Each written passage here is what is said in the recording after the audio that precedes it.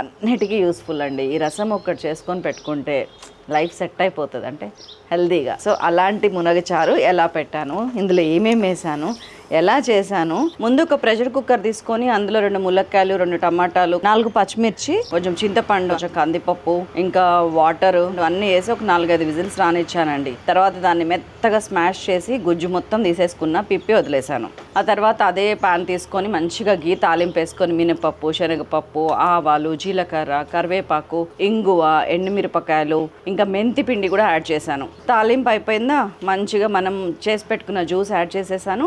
ఇందులోకేమో జీలకర్ర, మిరియాలు, వెల్లుల్లి ఈ 3 మాత్రం మంచిగా దంచి యాడ్ చేసేసాను. కొంచెం పసుపు, ఉప్పు అన్నీ వేసుకొని చివరిగా కొత్తిమీర కూడా వేసుకొని దించేస్తే ఈ అదిరిపోయే మునగచారు రెడీ.